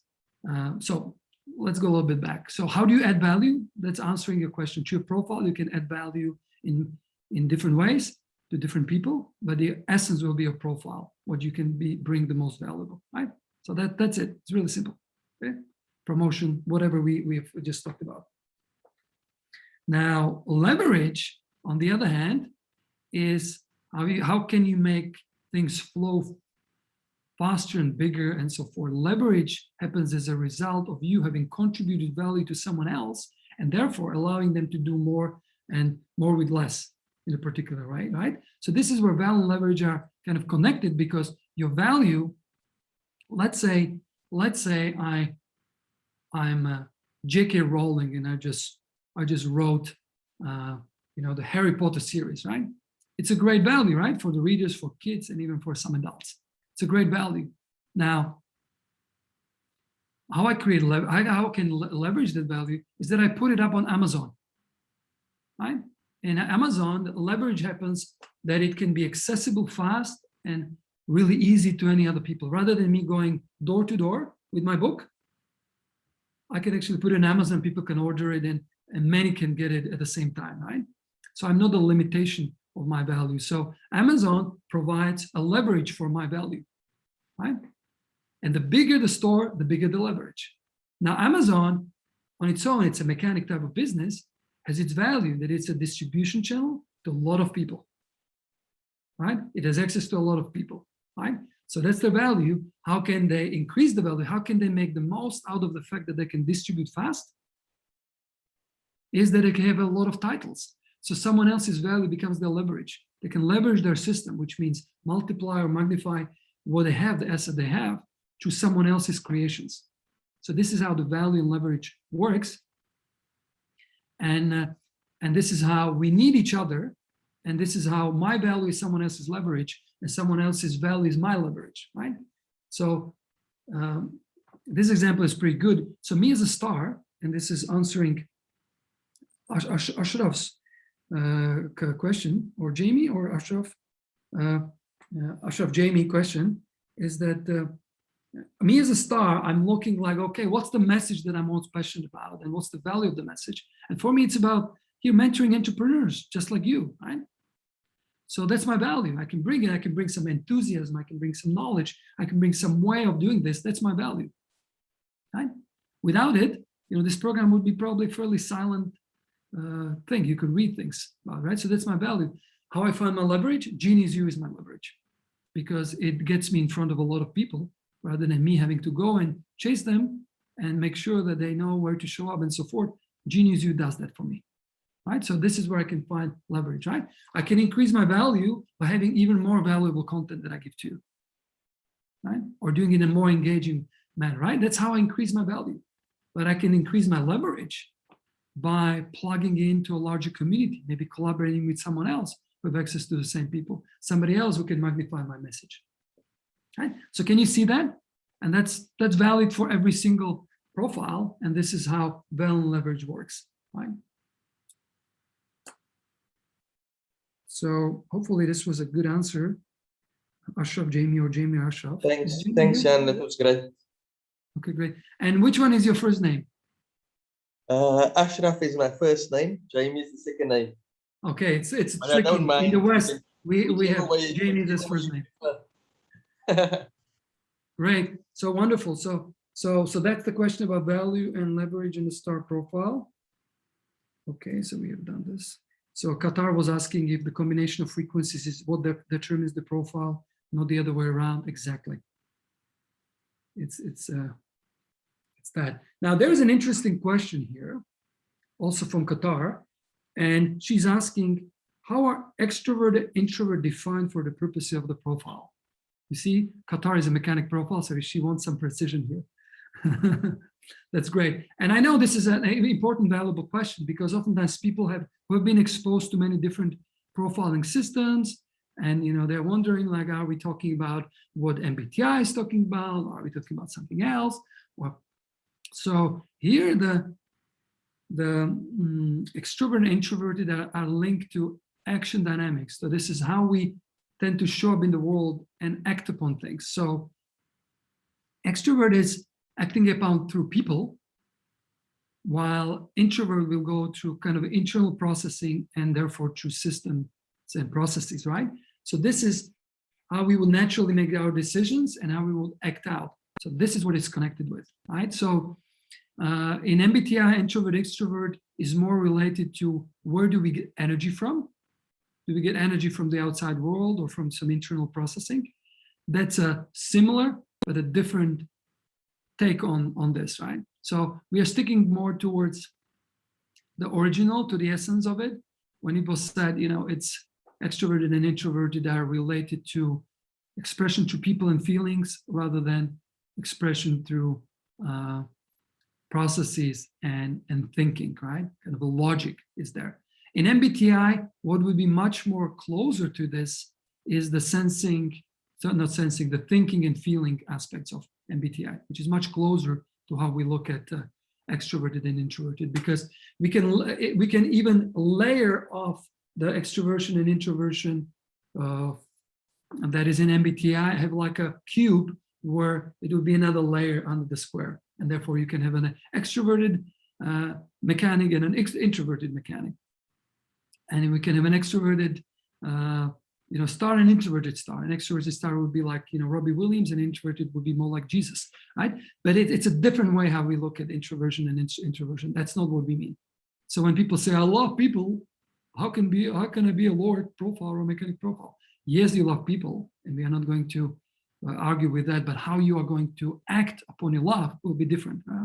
A Lord will be trying to help you with an advice, while a supporter will try to help you if they love people by hugging you, right? It's a different expression of love and care about people, and that is determined by a profile. Does it make sense, Qatar? Yes, perfect. Thank you, Jan. And this way you don't need to get into definition arguments with anybody. You just say, when we say extrovert and introvert, and this is what we mean, is connected with action dynamics, and that's it, right? And it's somewhat different what you know, but you can also make the link to MBTI if you need to do that. So this is perfect. Now somebody, CK and Simonia, and they asked the same questions, and I think we already answered it before, but I'd like to highlight it now as well. They ask about entrepreneurship, and they ask about kind of how does it relate to profile. So is it true that most entrepreneurs are creators? And I think CK asked it in one of those sessions, but I'd like to answer it again because it's such an important question. So first of all, entrepreneurs can be any profiles, because entrepreneurship is about the quest of bringing value to the world, right? It's all about linking to the value. It's a quest of a promise, right? Value is always expressed through a promise. I promise to end the hunger in the world. I promise to give you the best possible way of traveling and so forth. Those are all promises which have value inherited to it, and value can be delivered in many ways, and creators are just one way. It's through innovations. And typically when we look at businesses, the ones that we most know about are the businesses that have recently brought something innovative, right? A startup based on a new widget or gadget or something, right? But we forget to see all the entrepreneurs who have brought something else to the world, build a new community, Blaze profiles, or open a new hotel or new shop, which is the Tempo profiles, right? Or somebody that had brought a new system in place, like, the Google. These guys are Lord profiles, yet we would consider them some of the most successful entrepreneurs of the past decade, right? So it doesn't need to be like that, right? And also, if all inventors are creators, typically inventors would be creators, because the way of innovation is associated with creating things, and this is what creators do best. So when you look at the most famous inventors, like Thomas Alva Edison was one of them. He is an introverted creator, right? So creators can be extroverted, introverted. Traders can be introverted, extroverted. So you have that kind of nuance there. So they would be introversion because they would be locked somewhere in a room trying to come up with something new, right? But it could be also a new system that they will be inventing, right? So this is where it becomes not about what is it in all cases, but where you can follow some examples. So look what made someone successful, how they applied their talents, right? How did Thomas Alva Edison apply their talent? They applied by inventing new things and making these mistakes and reinventing the bulb, or inventing 1,000 ways of not inventing a bulb until he succeeded, right? So there's a great deal of perseverance. You will not find traders innovating theirs, but traders may find way of finding new ways how to offer their products. They'll find new ways how to reach people, right? This is all a way how a trader can be innovative, but they are not exactly inventing anything new, right? So this is what, what my insight would be into entrepreneurships and profiles. And for me, it was really, really important that I found this distinction, because I never thought of myself as an entrepreneur, because I thought, I never come up with anything, right? I like someone else's ideas and I see the potential for those ideas, but I didn't see myself as a creative. And this way, expanding the universe of what it takes and who can be an entrepreneur, we are creating a much richer conversation here. So that's in this aspect in terms of entrepreneurs and creators. So we have that for CK and for Simonia answered. Okay, a couple more questions here.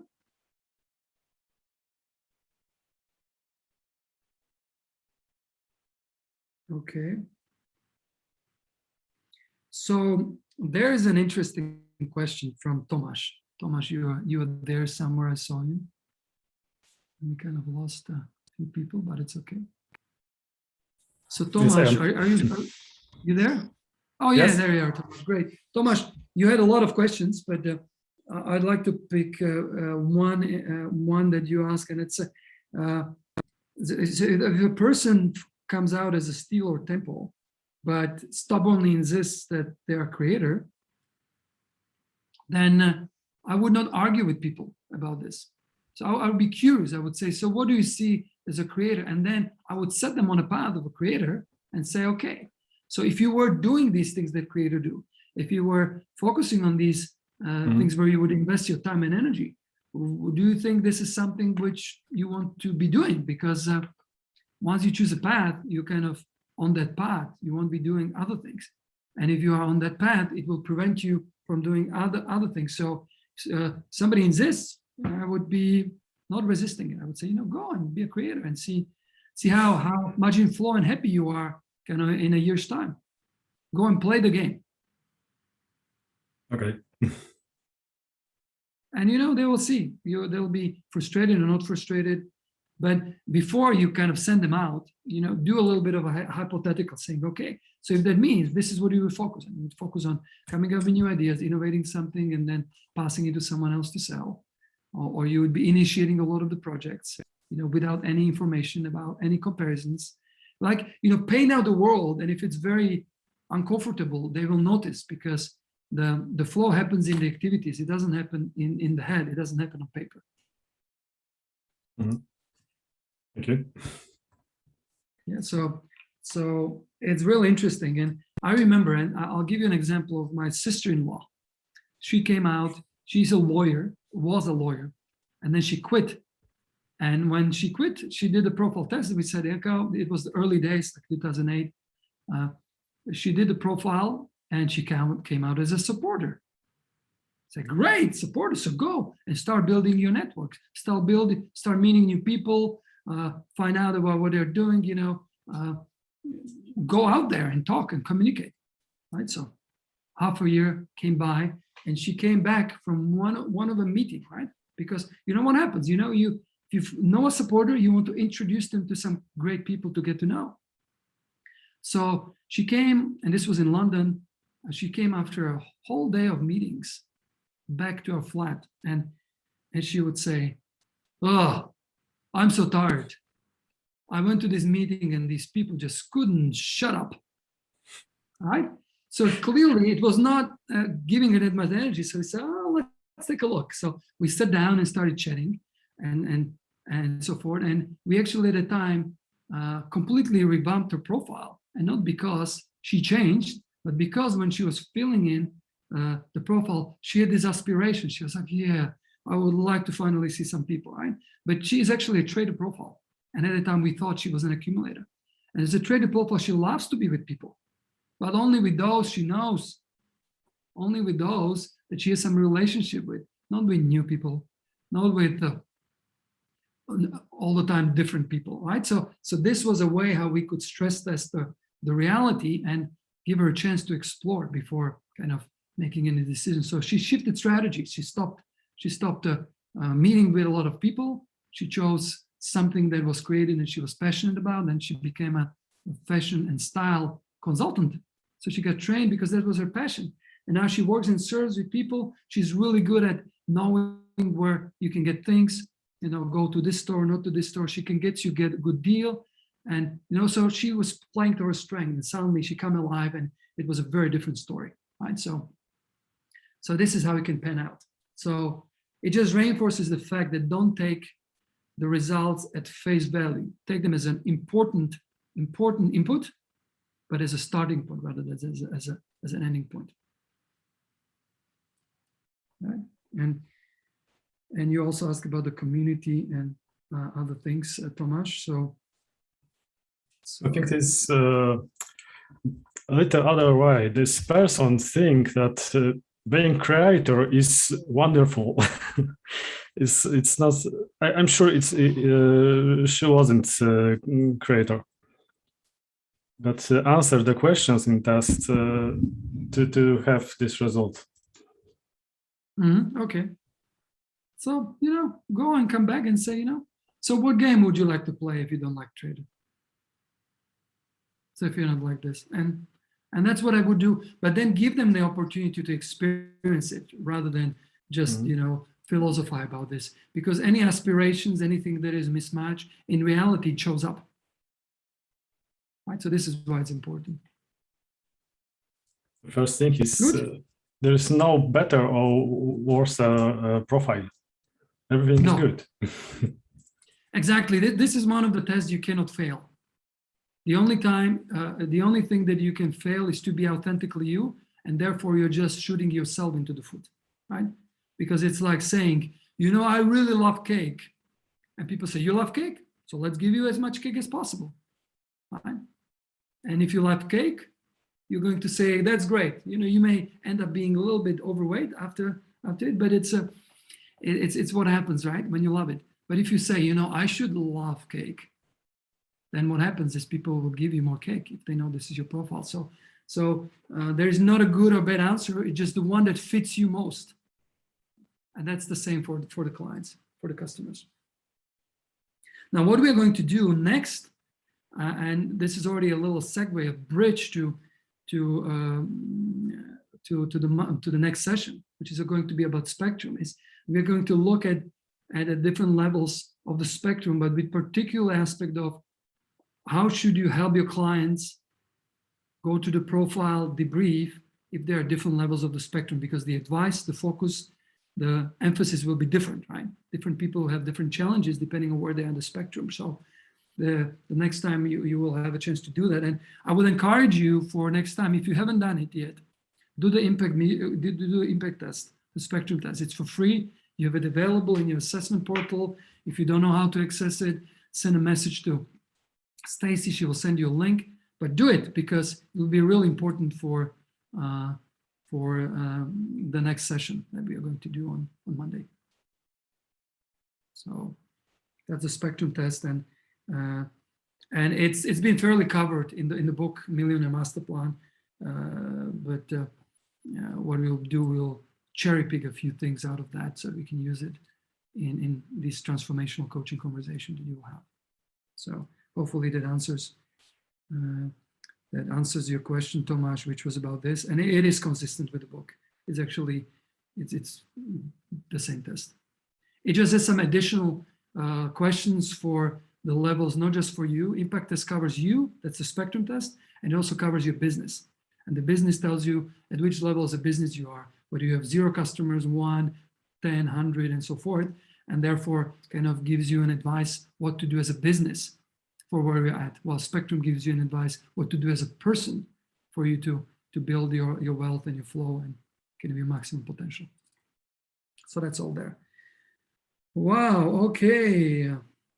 So I can see that we have pretty much covered all the questions, unless there are some additional ones which I've not followed chat, as I'm a man, I cannot multitask.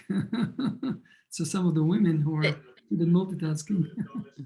There have been quite a few questions, and I've been going through them, Jan, and any that I might have missed, I'll answer them in the circle, or I'll forward them to you over the weekend. if we Earlier, need to you heard, cover them again. Simon. But I think say you've Sure. answered most of them. He talked about wealth dynamics and Also, guys, I don't know who needs a little bit of muting themselves because I can hear some background. So that's great. I mean, Jill and I and Stacy want to suggest to you, and this is valid for kind of this group and also the group that works in a different time zone, is that if you have any questions which we have not covered yet, put them into the circle, put them into this discussion part of the circle, and we will either make a note of it and cover it later, or we will answer it there, or we'll point you out to some stuff that was already mentioned before. And also, if the questions will be covered later, we'll let you know, because some of the questions you're quite smart and you're quite experienced in what you're doing. So you may have questions about things that we'll be talking about and covering later. So that's fine. There is no such a thing as asking a bad question, right? All of your questions will be good, right? Sometimes the source of the answer may come from different directions, but it will be covered. And the spectrum test is part of the impact test, Mugi. So you'll get the link from. You actually don't need any link. You don't need any tokens for it. It's can you guys just put the link to this? You know, Jill or Stacy, put the link to the impact test, because you can generate your token for yourself and just do it.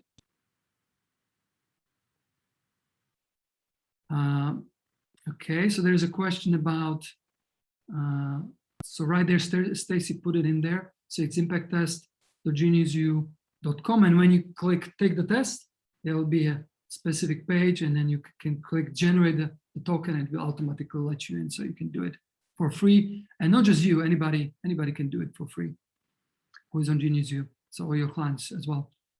Will this video recording be in the spreadsheet too? This video recording will be in the micro degree, so you can always come back to it. And it's usually uploaded within an hour or two of the session, so you can always come back to it. Really, really simple, right? So that's great. The book is in the resource sheet. So the book is in the resource sheet, and Stacy will point you to where the book is. So that's all. Those are kind of logistical questions which are important, and Stacy is really great at answering those as well. So whenever in doubt, go to the circle, or whenever in doubt, go to the micro degree, and the third time when in doubt, go to the Q&A spreadsheet, which is right here. Where is that? It's this spreadsheet. And you can see it. See, I've highlighted questions because I was printing it out. And you have all the stuff. You have submissions, responses, and so everything is in this sheet. Good. So anything else that is coming up? You're so good and fast at writing your question. I just need to.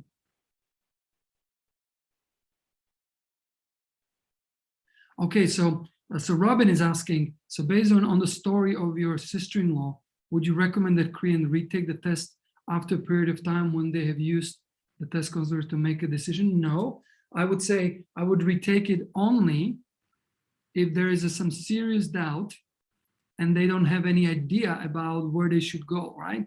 So let's say you have a debrief with them and they're like, okay, I'm not quite sure. Then I would say, okay, retake the test, but I would not use it as a default option because it's like the last resort. Retaking the test is the last resort. You can do a lot of magic with them when you're talking to them one-to-one, even if they are not happy with the test, because sometimes they are not happy with the result because they don't like the name of the profile. They rather be something else. Sometimes because they don't understand how it relates to them, right? So you can make that connection if there is one, right? And then see, aha, so this is a trade and this is what I'm doing. This is how I'm getting into flow. And we will train you in having these conversations in the debrief next week. So you can get it out of them and basically work with the real stuff rather than with what they think and hope they should be doing, right? And then I remember someone that was in my mentoring circle, and it was actually an Italian lady who came out as a supporter, and she was like, no, I'm not a supporter, right? So I said, I tried. So she redid the profile, came, guess what is what? A supporter, right? So then she was trying to do something with it, and she came for the third time and says, I'm not a supporter, I'm not sure. So she did it for the third time, yeah. And guess what came out? Supporter, right? Because her essence didn't change, right? So she was resisting playing the game of the supporter, and this is where you can start leading your clients there, right?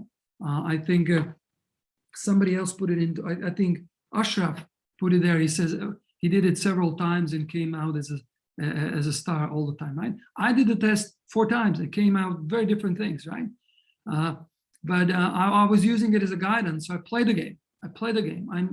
So star, I play the game of a star, I play the game of a creator, I play the game of a star, I play the game of a supporter, I play the game of a star and a creator, right?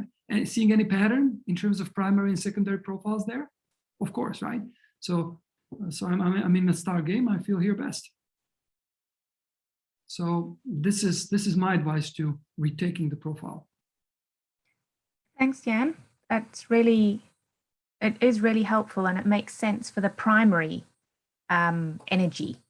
But having taken the test twice myself, my secondary percentages are different. And I just wondered sometimes if you're trying to balance or understand where the pull is on the circle or the square of where that person, if you're trying to talk to a client, you're trying to evaluate where their antagonism is or where their flow is based on the secondary percentages. Yeah, I wouldn't be confused too much. I know you're looking for the precision in it, Robin, as a Lord profile, but I would look at it that, when people redo the profile, they will not give the exact same answers to the exact same 25 questions, right? So there will be always a small difference, but they will not be a great shift. Like they will suddenly not become a completely opposite profile, or they will not jump around the square every time, right? And this is what I mean. So you can always coach them, not based on exactly the results of the square, but based on the pathway, which is the primary profile, and based on the other aspects of what they need to bring to what is their challenge at the moment, right? Because the challenges will change, like the game will upgrade. Remember, we stay in flow by lots of different things. And one of them is that when we align to our purpose and then we create a game that is challenging for us, right? When we, increase the stakes, that's what brings us into flow. And unless there is a massive challenge that suddenly they need to change their path, like my sister-in-law is really an exception, right? This is not like something which I've experienced so much. So it's like a standing out exception. But in your case, if there is small difference, I wouldn't go into the other energies too much. I think what I'm reading there is that the secondary profiles are important to try and delve in and ask the right questions of yourself and your client. And they are indicative of things, but of maybe at the time that you took that test. So yes, they'll come out the same, but the percentages won't be that different. That's what you're saying. But maybe Absolutely. What was happening in your life when you answered those questions, you may be leaning a little bit more towards one secondary than the other secondary. Yeah, absolutely. And remember, if your primary profile doesn't change, neither will secondary profile change, right? Yeah. So that's the difference between energies and profiles. The profiles are a result of the energies. And if the result doesn't change, there's no need to kind of look at small changes and shifts, because it's not just that the situation of a person filling in the test has changed, but it also their attention, right? What they pay attention to might be slightly changed, right? And therefore it reflects in a couple of questions here and there, and every question is 4%, right? So if it changes, you may have a few shifts here and there, but it will not influence the main result unless they were kind of a borderline case, and that case may shift them into one of the secondaries. Okay, thank you. Very good. Yeah, perfect. And I know you're looking for the system and for the precision in it, and that's really great, right? And also look like and what are the kind of the priorities, how you can prioritize the information, because not everything will kind of swipe the ship in a different direction, even though it may make it a little bit of more shaky.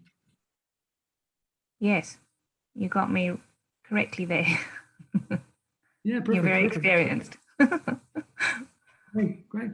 And you will notice, like, as each one of you, depending on different profile, you will tend to emphasize and look at slightly different things in a different way when you're debriefing someone, when you're debriefing yourself, when you're looking at someone else. So make that as to your advantage rather than to the disadvantage. So like Robin, you won't miss that much detail in the report, and it's great because you can have better questions. You can have a much more precise question to the person, right? And this way it will be guiding you, and you can be much more accurate in terms of helping, first of all yourself, but also the other people. Someone else who is a supporter, like opposite of you, Robin, they may just bring this energy of acceptance and Feeling. feeling and warmth into this, so that the person can be at ease when they're looking at themselves. Some creator can bring this curiosity, so it would be a different flavor. Everything is an ice cream, but we love different types of ice cream. So different flavors of ice cream. So your clients will be maybe loving how you work with them because you have a certain relationship with them, and so forth. So this is all part of the tapestry of this community. So this is really great. So play to your strengths and enjoy it, right? Yeah. I could talk to you all day, Jan. Thank you. Wonderful. I could talk all day to all of you, right? So we are at the end of our session, and this was a slightly different one, right? I loved it, and it was kind of interactive in a different way. So you will have all this stuff, captured on the recording. You'll have all the material, so you can delve in. Today's session was to kind of look back and kind of clarify a few things, or maybe deepen a few things that we have gone through. So I'm glad we had such a lively discussion. Now for the next week, you'll have a weekend. The weekend is off, and at the same time, you may want to play a bit, right? Explore. So if you have not done the impact test, do it. If you feel like it's been a little bit obsolete, do it again. The impact test is actually your spectrum and your impact, or the spectrum and the impact meter, which is included in the impact text. Those are the things that will change. So that's something to do on a regular basis, maybe once per quarter, because you are evolving. You're going 2 steps forward, maybe 1 step backward. That's what happens in reality. So you do it over. So do it over the weekend. So you have the latest version for next session. And also, we have prepared a little quiz for you. It's quiz number 2, and that's a way for you to test what we have learned so far and just play with it and learn in different modalities. So do the test. And there is this link. Stacy put the link in the chat. It's the elite quizzes, and you can do it, and that will solidify your learning and maybe open up a few other questions that you have. So do that. That's it for the assignments for the next session. So have a wonderful weekend. And if you want to share in one word, what are you taking out of this? Please, let's see, maybe I have a little poll for you even. Just see, I may have, yeah.